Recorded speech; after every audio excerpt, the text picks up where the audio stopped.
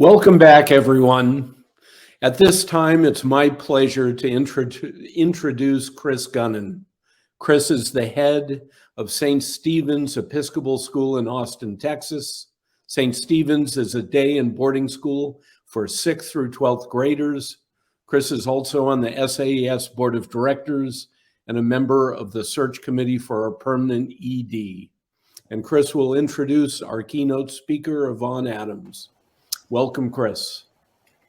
Thank you, Andrew, and good morning to everyone. It is a great honor and true privilege to introduce Yvonne Adams as the second keynote speaker for the SAES Biennial Conference.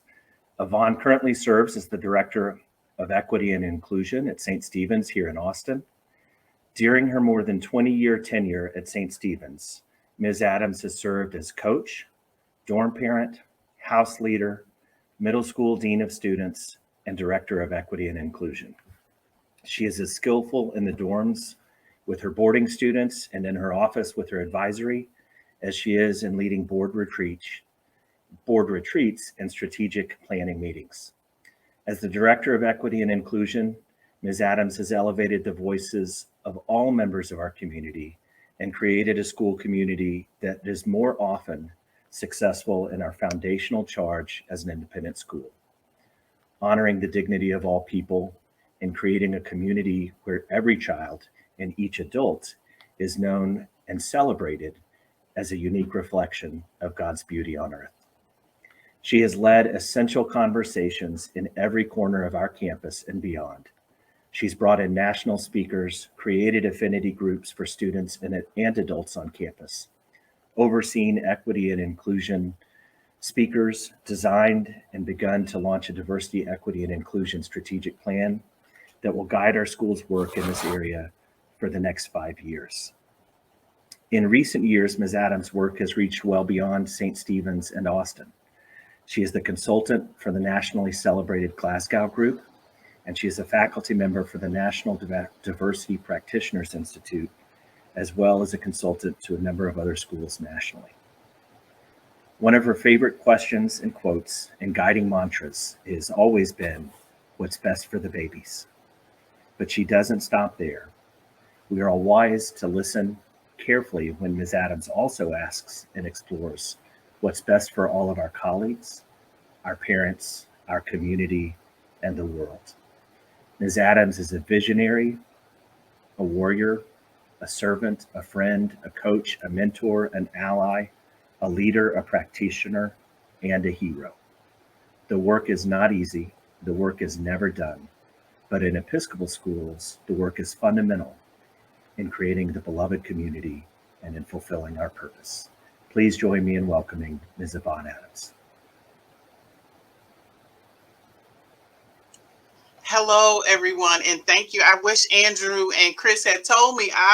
Everybody else had on a bow tie. I didn't know. I didn't get the memo. So sorry that I didn't keep the trend going with the bow tie for everyone. Thank you so much for joining today and for being here with me as we're, grappling with this thing called diversity, equity, and inclusion. I'm so excited and feel honored and blessed to be asked to be the keynote today. Thank you, Mary Catherine, SAES. And I would be remiss in not mentioning my St. Stephen's family, my team at home, the Adams family, my students, my St. Stephen's colleagues, and especially you, Chris. Thank you. Thank you for introducing me today and for also being a great friend, colleague, neighbor, and mentor. Without him, I could not do what I do, and that is lead my school community and trying to be more equitable and just each and every day, one day at a time. Both Chris and I are fortunate to be at an institution that was founded on principles of justice, and that makes it easier for us to do this work. I'm going to share some slides with you. And as we talk today, we're going to be focusing on creating and centering equity. And that is our most important thing that we're going to be thinking about today. So I'm hopeful that people will start to think about that as we begin to talk today. But first, one of the things that we talk about at our school a lot at St. Stephen's, as you'll see in this next slide, is that, and as Chris mentioned, we're always talking about the babies.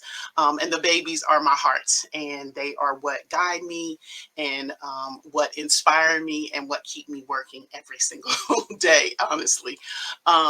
So I want to begin with a story about them. So that's how we'll start today. Among the most accomplished and fabled tribes of Africa, no tribe was considered to have warriors more fearsome or more intelligent than the mighty Maasai. It is perhaps surprising then to learn the traditional greeting that passed between Maasai warriors. As they passed one another, they would say, "And how are the children?" It is still the traditional greeting among the Maasai, acknowledging the high value that the Maasai always place on their children's well-being. Even warriors with no children of their own would always give the traditional answer, "All the children are well." Meaning, of course, that peace and safety prevail, that the priorities of protecting the young, the powerless are all in place. That Maasai society has not forgotten its reason for being, its proper functions and responsibilities. All the children are well. All the children are well means that life is good. It means that the daily struggles for existence do not preclude proper caring for their young. And this is how I would like for us to begin today when we're considering creating and centering equity. How are the children? How are the babies? And the babies could be anywhere from pre-K all the way to 12th grade. I wonder how it would affect our consciousness of our own students' welfare if in all of the schools across SAES, we took to greeting each other with this daily question, "And how are the children?"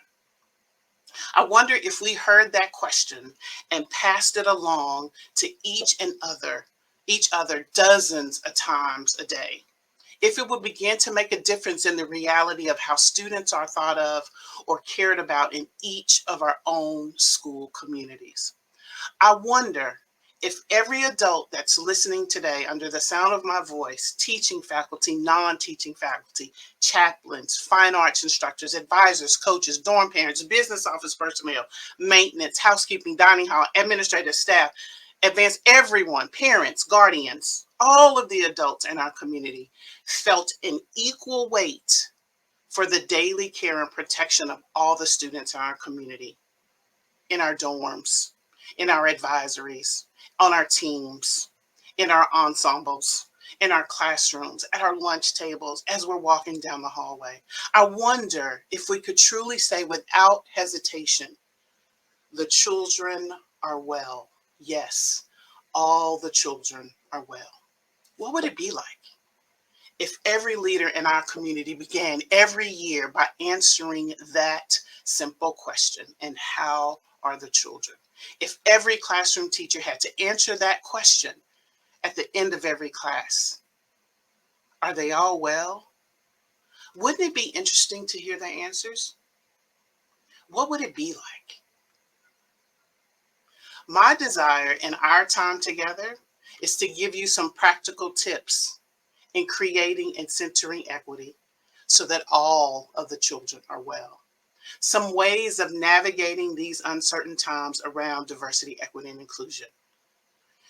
In general, folks have gotten on board with diversity, equity, and inclusion somewhat, and it feels like it's a good thing that, everybody's wanting to have these courageous conversations around race, around identity, about diversity, about the core cultural identifiers. But when that diversity happens, or folks from diverse backgrounds begin to interact with one another, problems can creep in and up in our community. So to begin, after that, I would like to invite us into a brave space. And now the slide that you'll see next is a poem by Mickey Scott Bay Jones, and it's a little small, so I'm going to read it to you And it's called An Invitation to Brave Space. And that's where I want us to focus and think about today. A brave space. Together, we will create brave space because there's no such thing as a safe space. We exist in the real world. We all carry scars and we all have caused wounds. In this space, we seek to turn down the volume of the outside world. We amplify voices that fight to be heard elsewhere. We call each other to more truth and love. We have the right to start somewhere and continue to grow. We have the responsibility to examine what we think we know. We will not be perfect. We will not be perfect. This space will not be perfect. It will not always be what we wish it to be, but it will be our brave space together, and we will work on it side by side. That is what I want us to think about today. So often I've heard people talk about safe spaces. That to me equates to comfortable spaces. Those are silos where you're hearing the same things back and forth. I always tell my students and my colleagues that if you're comfortable with anything that I'm saying, then we're not learning. We're not learning. So I'm hoping that today will be a little bit uncomfortable, that we'll learn something new, and that we'll enter into this brave space. So here we are today, and let's talk about this moment that's going on in the current school climate right now. People are dealing with things that are outside of their control. You know, people are coming back from the pandemic and dealing with so much. So as you'll see in this next slide, that people are dealing with a lot. And where are we at this exact moment in schools? Before the pandemic, we were coming off of the 2016 election where people were split apart in divisions and there were things going on, and we were trying to get back into this sort of normalcy and civility and routine of being together. And then boom, the pandemic hit. During the pandemic, we were able to notice and see so many inequities. So while we were trying to deal with schools shutting down and who needs a computer and who needs this or that, we were also struggling with grief. Kids were losing parents, losing family members. So all of that was going on. And I will say, a lot of people will say that the pandemic is over. No. We're still in this thing called the pandemic. And the emotional intelligence of our schools and their leaders are on the front lines. So any mistake that's being made, anything that's talked about, is hard to deal with right now. It's really hard to deal with. So after we are in this whole pandemic and all of these things are happening and going on, then, as you'll see in this next one, the murder of George Floyd happens. Right? This happens, and schools are grappling with this and trying to deal with this as much as they can. The murder of George Floyd by a Minneapolis police officer in May of 2020 drew global attention to systemic racism, and it amplified the calls for racial and social justice. For independent schools, they started sending out letters. Things started coming out where they were trying to, express how they were feeling. Alums of color were calling schools to task. You saw Black at tri-schools, racism at Westlake. You saw all of these Instagrams that were created, and people were expressing their discontent and what was going on. It gained attention in a way that had folks really, really worried. We had faculty of color that were dealing with issues, that were trying to grapple with what they were feeling, and we had white allies that were stepping up to do work. So all of these things were going on in our schools, and we're trying to grapple with all of it. And it was tough. It was really, really tough as we were trying to deal with all of this that was going on in our schools. And so what happened for lots of diversity practitioners and people that were in the schools was their phones were ringing off the hook. Like people were calling and saying, we want to talk about this and we want to do this. And there were these large amounts of calls for racial reckoning that prompted our schools to enact policies and programs to address systemic racism. Coincidentally, this also created this anti-racism campaign. So all of this was going on as well. Legislators in more than 25 states began to pass or introduce bills or steps to restrict how K through 12 schools would be able to discuss racism. While this doesn't directly affect independent schools, it does speak to the political climate that we were dealing with. I was in a conversation with some other diversity practitioners, and they were saying that there were schools who were saying, we want you to come in and we want you to do some training because we know that's what we need. But if you could do this sort of DEIJ training without talking about, racism or oppression, those topics are really so tough. And there are some members who don't want to talk about those things. Well, I'm not going to be the diversity consultant for you because those things are exactly what we need to be talking about. We need to be talking about the true history of our country in order for us to move forward. I mean, it's like saying, can you tell me what time it is, but don't use numbers? Like what? That's that's not how this works. Luckily for us, you'll see now that we have two documents that we can refer to that really help guide this work for us, that really actually call us to do this work. NEIS has these principles of good practice that specifically speak to equity and justice. Specifically, this is national organizations. We also have the National Association of Episcopal Schools. So NAES also has principles of good practice for equity and justice for Episcopal schools. We have the guiding documents that allow for us to have these conversations, that allow for us to delve deeply into these conversations. And to be clear, I'm not talking about just the high schoolers. I'm talking about the babies. I'm talking about pre-K, K, 1, 2, 3, all the way up.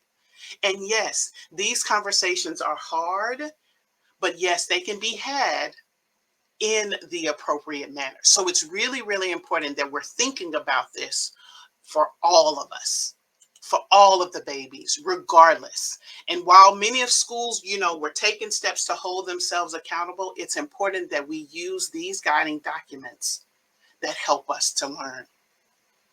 The first piece is, I'm going to talk about this in two different pieces. So this first piece that I'm going to discuss with you is specifically talking about centering the self.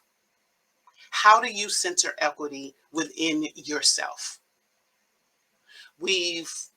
As we went, past March of 2020, we had lots of people going through the trainings. They say, I've read White Fragility. I listened to the podcast, Nice White Parents. I've been a part of Be the Bridge groups, and I went to PLCC. So I'm done, right? No, you're not. You're not done. Just like I'm not done. I had a student come into my office and they were like, is this a library or an office? First of all, mind your business. Second of all, I'm learning just like you. This is constantly evolving work. And I like to think of it, there's a hip hop activist, Jay Smooth is his name, that talks about this sort of like plaque theory when it comes to this work.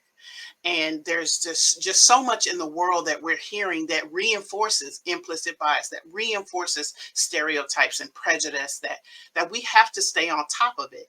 And so in his theory, we have to watch for it daily when we're thinking about plaque, kind of like we do, plaque on our teeth. We have to brush and floss daily. And you could brush and floss 3 or 4 times a day and have fantastic oral hygiene and still periodically have something stuck in your teeth, or sometimes have a little homophobia in your breath, right? So even though we brush and floss in the morning, there'll be times when we have, you know, a small piece of racism stuck in there. It's going to happen. When you're trying to center or create equity, the question becomes, are you equipped enough with yourself to navigate through the difficult conversations when they arise? Not if they arise, but when they do. And so often we get stuck with the intellectual understanding of diversity, equity, and inclusion that we forget the personal, right? And we understand it on an intellectual level of how to explain and define these things, but the ability to engage across difference is a bit more difficult for us. And oftentimes, here are the things that make it hard for us to have these conversations. One of those is offending. We're afraid. We're afraid we're going to say something wrong. We're going to, hurt someone's feelings by doing that. So that's one of the things that stops us from centering equity, stops us from having the conversation. Another one that oftentimes comes up is we're afraid of embarrassing ourselves. If we say something and we say it the wrong way, right, we're going to lose credibility. We're not going to be seen as ally. We're not going to be seen as woke. So we're afraid, to do that. So another one that we often deal with when we're doing this, especially when you're coming from a marginalized community. So for me, like as I'm entering into predominantly white spaces, I want to make sure that I'm having a conversation so that they don't have this version of the Black woman. So I don't want to be tokenized and they think, oh, my voice was so loud and that's how they're going to think of Black women, right? So I want to make sure that I'm steering clear for that. So that's from a marginalized space. Another place that we think about this that produces fear and anxiety is socially. Like we're going to lose our credibility. We're going to lose who we are. People are going to think we're racist, right? Because we've questioned or because we've said something. And that's huge. That's very, very huge for lots of folks. So we want to think about that. And that's a fear or an anxiety that we're feeling when we're trying to center equity, when we're trying to have these difficult cross-cultural conversations. Another one that people struggle with is rocking the boat. I don't want to be the one to cause us to, have a longer meeting or be the one that's, struggling with having this conversation and causing friction. Right. And that leads us to this next one. We are taught and conditioned that conflict is a bad thing. Questioning is a bad thing. And that's not necessarily true.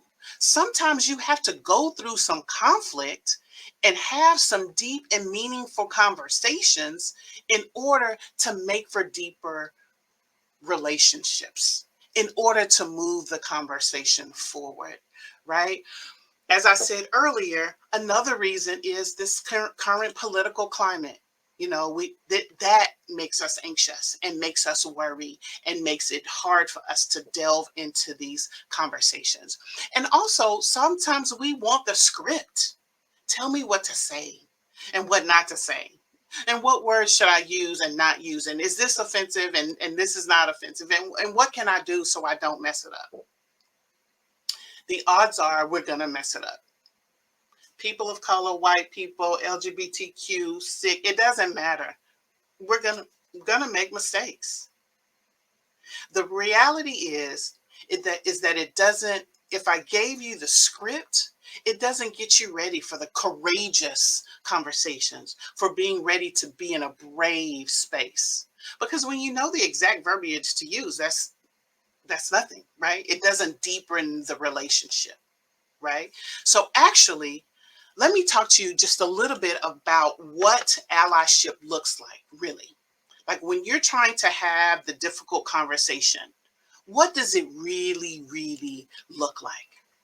The first one is, believe me when I tell you. Allow my perception to be the version of reality. Because oftentimes what we do is we go into this moment of, well, do you think it was really that? Was it really that was going on? Do you think race was really playing a part in that? Y'all, I'm sorry, my hair is tripping today. It's the opposite. There we go. Oh, nope, there we go. Oh, nope, there we go. Sorry. So we're trying to figure out what that looks like and how that shows up for us. So it's important that you believe what people are saying.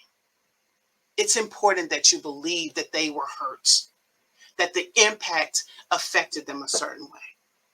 The second one is that we make sure that you stand behind and beside more than you stand in front. Oftentimes people will say, Yvonne, let me say that because they'll hear that better from me, right? And while that's good, and in most cases, that's exactly where we want to be, I need you to empower the space in creating a brave space so that my voice can be heard. My voice can be valued and amplified, but as equally as yours can, right? So that's another good way to be an ally. Another one is trying to not be a listening ear after. So many times in faculty meetings or at a training or in a closed door meeting, people will come to me after. Can you believe they said such and such and such? Do you think there were racial undertones when they said such and such? Can you believe they said that? And I'm like, yes, I could. And now why didn't you say anything in the meeting? Because these meetings after the meetings, that processing is awesome. It's great. But how can you support me in the meeting, in real time? That's how you become an ally. The last one is do your own work. To learn and to read and to learn to be more informed about all of these. I can help you process and think about systemic oppression, but don't make me the teacher all the time. Do some reading on your own. Teach yourself, and I'll be the teaching assistant. So often what we see as ally are these things in this next slide are the person who shows up, to set it up and shows up for the meeting, and you're listening and you're supportive and you're open to discussing things. And, when something happens, you're ready to fight and ready to be there. And there's also this fear of being disliked and also this opportunity to be able to opt out.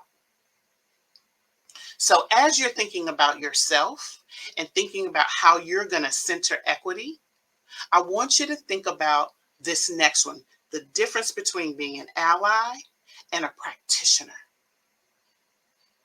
A practitioner is going to do the work with, do the work beside, not in front. They're going to use their privilege and power to do good work. They're going to always opt in. Always opt in. They're going to risk. They're going to jump in even before sometimes you do.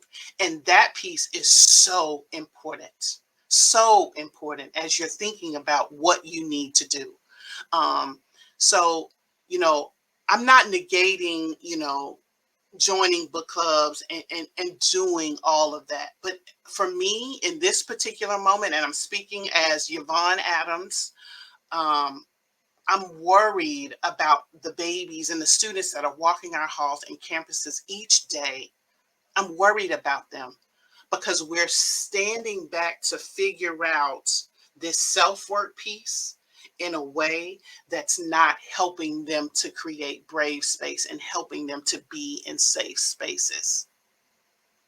That is going to require that self-work, which is important, and some institutional work. And please don't misunderstand me. Self-work is important.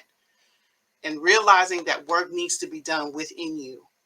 And let's shift a little bit now to talk about the institution. And we need both. We need both. And I want to talk to you about looking at equity from an institutional framework and how that works within an institutional perspective. One of the things that we use, as Chris, you heard Chris say that we're members of I am a member of the Glasgow group. And we use this called levels of inclusive school communities. And this, as you'll see in this next slide, this spectrum is something that we use to talk about school communities and to sort of measure. And first thing, before, just do not panic and just start scribbling and taking notes. This whole slide deck is going to be shared as a PDF so you can look at it more clearly. I know that when I'm listening to speakers and others, I kind of hit the panic button and trying to start taking notes and taking photos with my phone while I'm trying to take the notes. And so relax and know that the slides will be shared and my contact information will be shared at the end as well. So, you know, what I will never do is hold all of this information I have in my own head. I want to share far and wide so that all institutions, places of worship, businesses become better. So please reach out. Okay. Back to this levels of inclusive school communities.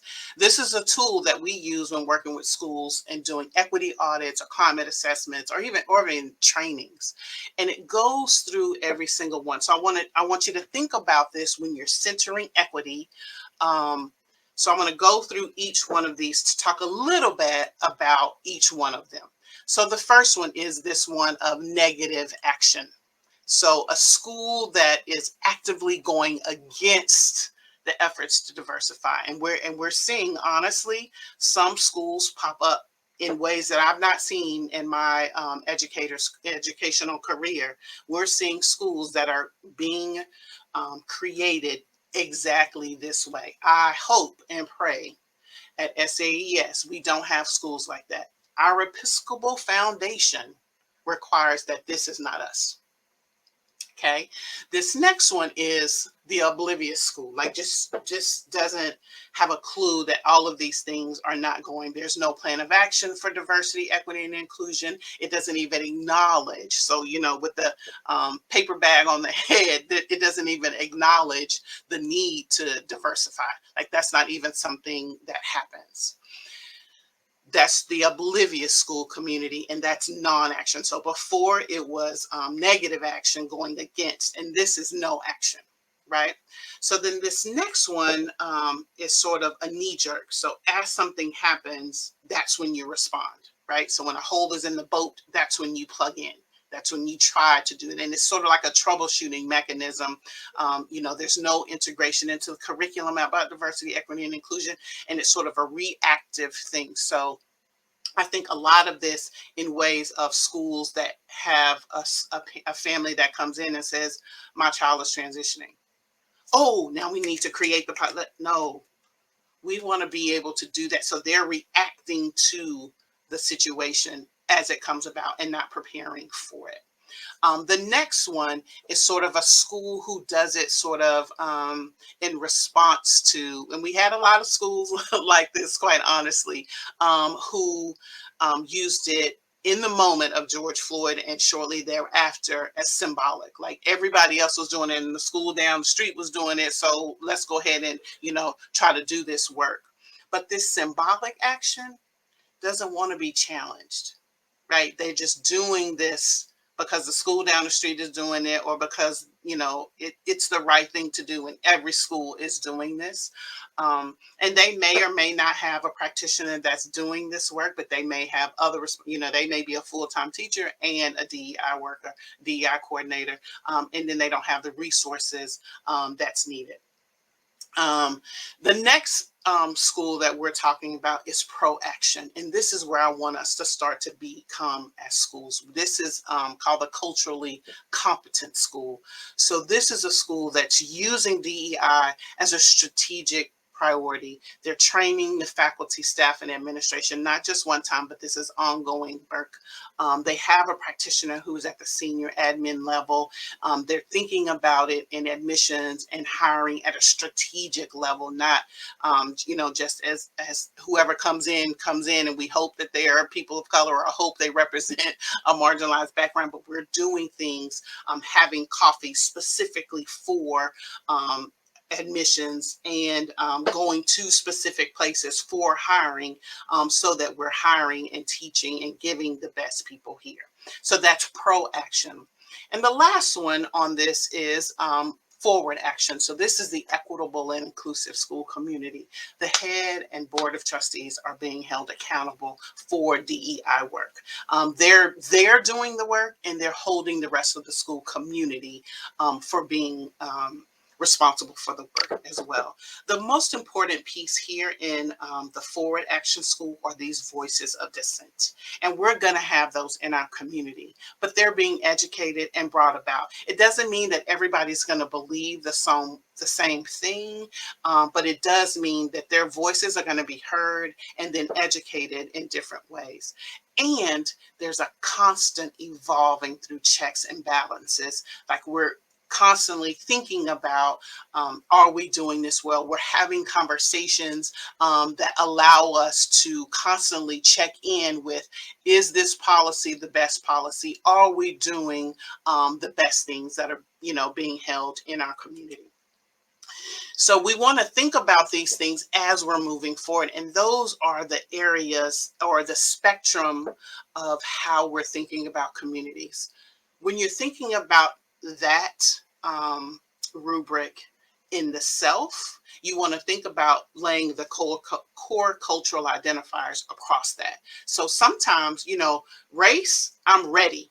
I'm forward action and thinking, and I'm ready to do that and talk about that. Ability, I may not be as well versed on, so I may be a little bit sort of knee jerk with that. So you want to lay that across for the self, and you want it for using the core cultural identifiers, and then you want to lay this across for the institution. And those two things together are what's going to keep moving you down this sort of spectrum. When you're looking at institutions, oftentimes when I have conversations with folks, you're at a school that was founded on diversity, equity, and inclusion. You have resources, you have a board, you have all of this. Yes, true, absolutely. But that does not mean that work cannot still be done at an institution that has limited resources, that is not able to have folks in positions, right? And this is actually, when you think about this next slide will show you sort of how these correspond with work being done at the school. So no work, that's, definitely going against. When you're in oblivious school, sometimes you have a person, a teacher, who's trying to move the work forward. They don't have an official role. They don't have anything in particular or resources to do the work. And it may be, several people on campus, but they're not in a concerted effort trying to do that. That's my vision of what sort of an oblivious school. There's no concerted effort to do that. When you move to a knee-jerk, there's sort of like a diversity committee. So they're or a task force, actually. They're called together in order because some event has happened. And so you want to think about, that sort of a knee-jerk responsibility. Now, I'm not saying that schools that only have a diversity committee are knee-jerk schools. That's not what I'm saying. I'm saying this is sort of how this plays out in schools, mostly when you're creating and trying to think about moving DEI forward. In an image conscious school, you'll have a coordinator. So no real power, limited resources again, and the coordinator also has other responsibilities, right? So they're teaching a full load, or they're also responsible for the boarding program, or, something like that. So that's a coordinator, which is very different than a director. right? So the culturally competent school is going to have a director of equity and inclusion, a director of community and engagement, a director, somebody with responsibilities solely for DEI, somebody that has resources, right, to do the things, to do the programming, to do what's necessary to move the work forward. And then when you're thinking about an equitable and inclusive school community, that's sort of, we've seen this sort of transition from DEI director to assistant head of school for diversity programming, assistant head of school for that assistant head title piece allows for access to the board budget, all of those things that really, really help move the work forward from a strategic level, right? Power is in that role.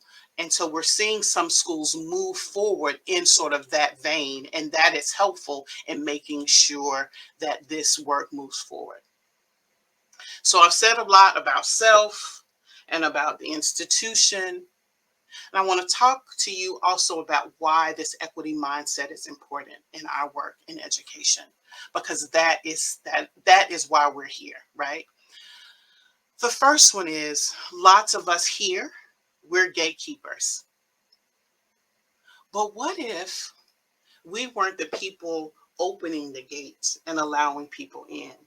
But what if we were the ones that were key makers? Right? What if we were the ones that were handing out keys to get in? So people don't need our permission, right? Because I think in gatekeeping, we don't center equity. But if we create keys for people to be able to come, that's very different. The second reason why equity mindset is important is because we have a responsibility to be fair and just and correct, and to correct for historical inequities. That is our founding Episcopal identity beliefs. It's our responsibility to correct for the history and to be fair and just for the ones that are there. The other one is we have to help others understand the intersectional identities that people come here with. People come with all kinds of identities. And we have to understand that they're multidimensional and that they're also intersectional. That's why an equity mindset is important.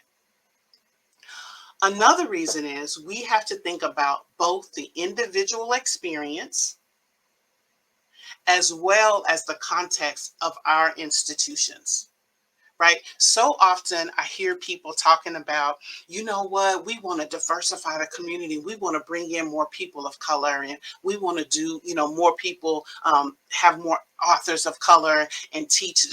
And I'm like, hold up, pump the brakes. I need to know a little bit about your culture. Right? Because oftentimes what we do is, it's sort of like, you know how when you get a new fish and they tell you, don't just drop the fish into the water, right? We have to change the water. We have to put in the drops, and, we put in a little bit of their natural water into the water. Oftentimes, we're taking that fish straight from Petco, pet store, whatever, and dropping it in, and then wondering why we have fish that are struggling to breathe. It's because we haven't created the water. So we have to think about that individual that's coming into our water. And we have to fix the water before we go to Petco, before we go diversify. We have to fix the water first. Another one that we oftentimes think about is, or that's important when we're thinking about equity mindset, is we have to create these diverse, inclusive, equitable environments so that we shift the opportunity for success for every single person. We have to shift it for every single person. And that's super, super important. So I want you to think about, oh gosh, okay, my time is running out. Okay, I want you to think about these 5 Ps, these things that help us to understand. So in this next slide, we're going to be talking about 5 P's. And when we're thinking about equity and inclusion, we want to start with pedagogy. So what is the mission? What is the values of the school? What are the things that we're doing that's helping with that? So that's important as one of the 5 P's. The next P that we want to think about are our policies. When we're trying to diversify our community or creating equity, what are our admissions policies around that? What are our hiring policies around that? How do we recruit trustees? Have we looked at our discipline data? Have we looked at our dress code? Is it still gendered in ways? So those are some of the things we want to think about. We want to think about also about our practices. What are the things that we're doing that's really helping in the community, right? What does our grading look like? What is the grading distribution? How do we have feedback from other people? How and when do we have parent association meetings? At what time? And who's invited and who comes? What does our curriculum look like? You know, and it's easy to think about some of the ways that we're not doing this work well. So you want to really, really think about those practices that are within the community that are hindering equity. Also, what are the programs? What do your open houses look like? Where are they? Right? How often do you have coffees and assemblies? And when do you educate the parents and guardians? What does an after-school program look like in your community? Right? And the last one, and I think always the most important, are the people. You know, what do they need? What's going on for our families? What's going on for our students? What's going on for our employees? How are we making sure that they're okay? So when you're thinking about that spectrum and levels of inclusive school communities, you want to think about the pedagogy, the policies and practices, the programs, the people. Another piece is the pecuniary, like the money. You want to think about that too. What are you funding? That's important. And oftentimes when we start doing this work, we're like, oh my God, this is too much. It's too much. It's too heavy. You're asking me to look at the pedagogy. You're asking me to look at all of this. Let me give you a helpful hint. And this picture is exactly what we need to understand. And I actually brought from home Jenga. And this is how I think we need to look at equity and inclusion, DEI, in our institutions. Yes, this is big and large, and there's so many pieces here. But if we think about it, and we take off and look at the diversity statement, and we figure out, is the diversity statement equitable? Is it thinking about the right things? Is it centering equity? We think about that, and then we change that and put it up here. And then we think about affinity groups. Are affinity groups something we want to have at our institution? Is that going to benefit us? How and why should we roll this information out? So we take that one out and we put that up top. So as you're thinking about all of those things, as you're thinking about curriculum and grading, you're taking some that are easy and you're doing and taking those out and putting those on top. As you're taking those out, you're creating something new up top, just like the game of Jenga, right? Until at one point you take the one and you keep pulling and keep pulling and keep pulling and keep pulling and keep pulling until they all fall, right? And you have at the same time built something new, but also taken away those things brick by brick by brick. And that's how you do it. You can't do it all in one, folks. You cannot. It's just not possible.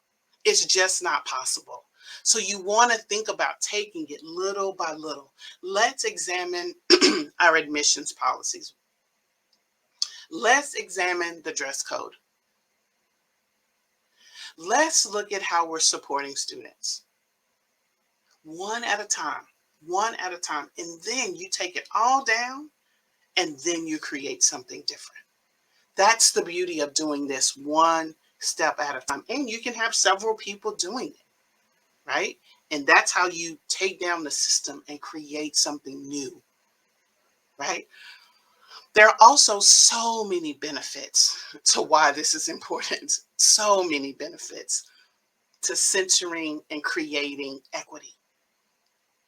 The first benefit of doing that is the research shows it's academically excellent. As the keynote before me talked about, you have to have diverse people in the spaces, and that is how great ideas come about. So in the classroom, that is how these things come about. So that's how you create academic excellence, is focusing on diversity, equity, and inclusion. Another way that is a benefit is recruitment and retention. Families of color, families on the margins, family from that have different family structures, that have different religions, are looking to see and wanting and desiring to be in places and spaces that are talking about this. That is an important piece of the school choice for them. So it helps with recruitment and retention if you center and create spaces of equity.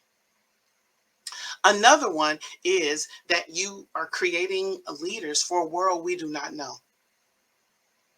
We all know and have heard the numbers of how the minority is going to be the majority, and how, this is going to be a global society.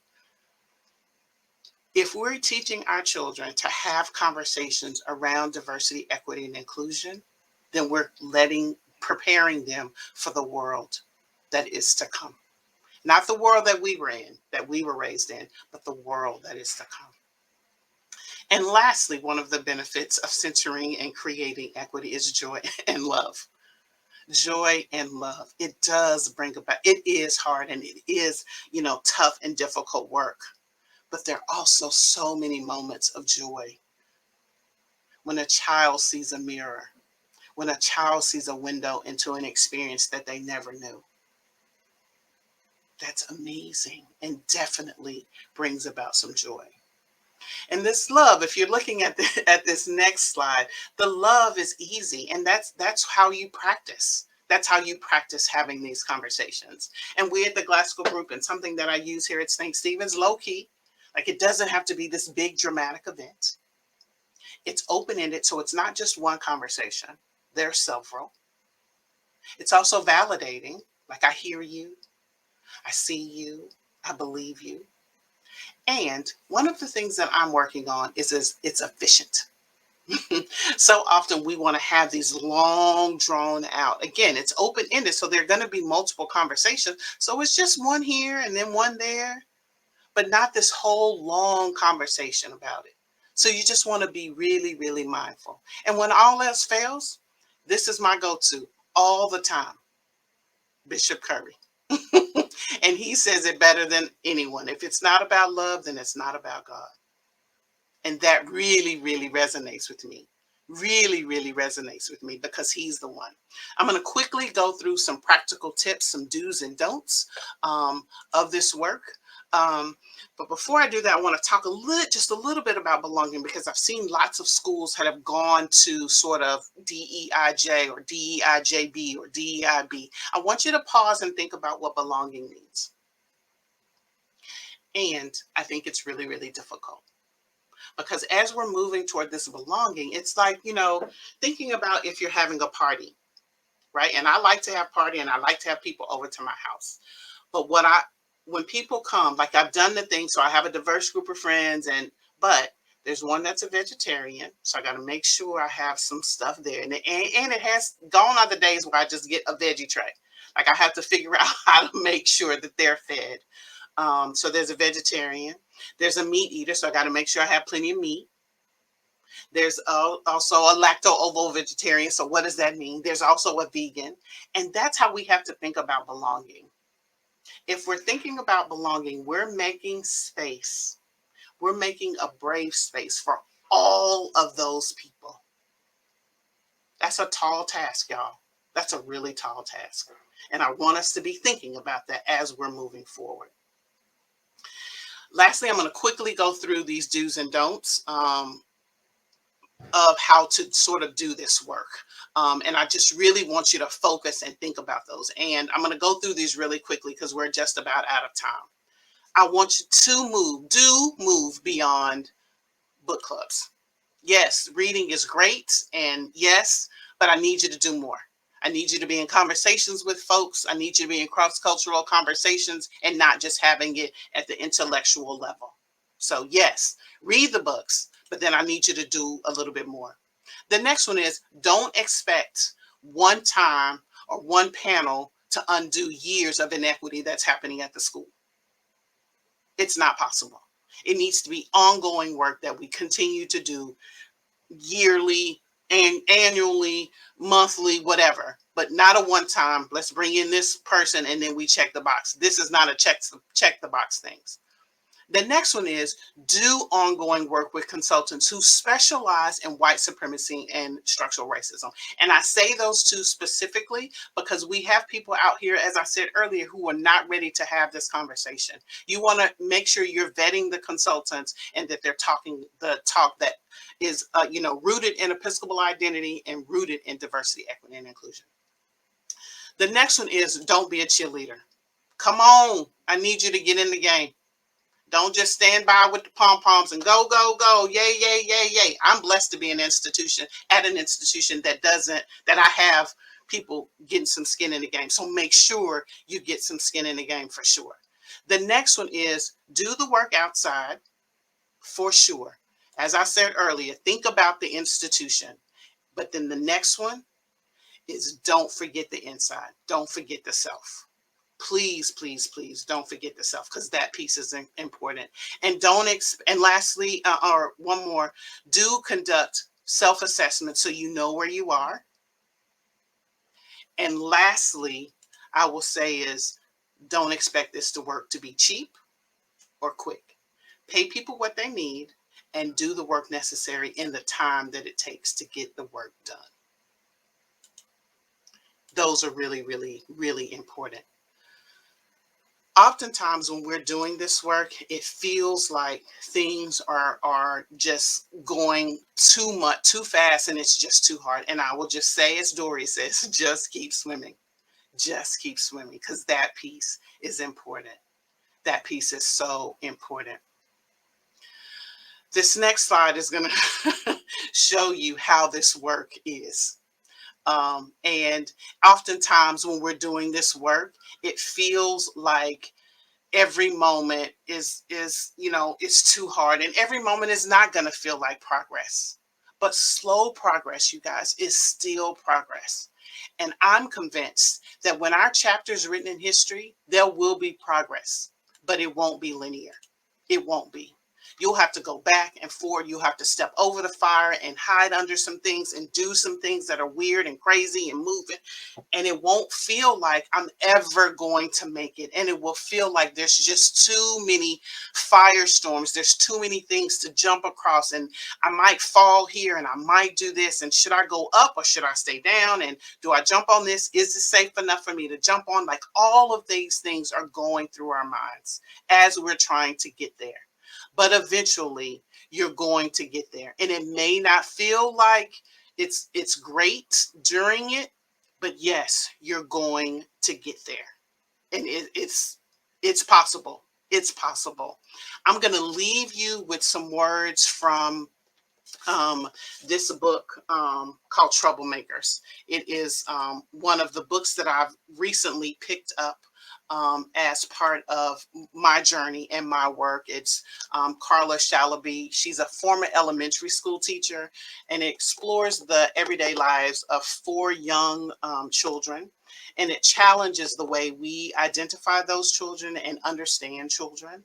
And it talks about transforming the very nature of our institutions and systems and structures. And at the very end, she writes a letter to teachers. So I'm sending this to you. And it says, teachers are on the front lines of making things more right. You are the holders of our precious communities of children. their caretakers, their advocates, their teachers. We adults are going to one day leave this world to the children sitting in your classrooms. They will be tasked with caring for the babies, the elders, and the ailing planet. We need them to do a better job than we have. Let's start by offering them a solid model of how to teach love so that we might all finally begin to learn freedom. We cannot, my dear friends, ever give up. We have to create and center equity at every opportunity. I wish you all bravery and peace and stamina to withstand all that you're doing each day to create and center equity on each campus that is a part of SAES.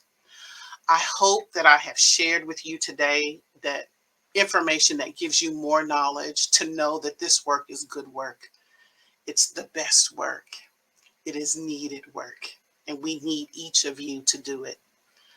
My contact information will be shared if I can ever be of help to any of you as we all work together to create places and spaces in which every child is well. I look forward to joining you in that work. Peace and blessings to you all. Thank you so much. Thank you, Yvonne. Truly, truly thank you. Thank you for inspiring us and giving us the challenge to make our schools and world a more equitable and better place by understanding and appreciating and supporting others much more deeply and taking care of all our babies. St. Stephen's and SAES are fortunate to have you in our communities. We're so glad for you being with us today. Thank you, Yvonne. Thank you. Thank you. And to you all, please come back at 11:45 for the closing session for this biennial conference, and it will be for one big celebration to honor some of those among us who are deserving of biennial awards. Don't miss that session and our closing remarks and liturgy. See you all at 11:45. Thank you.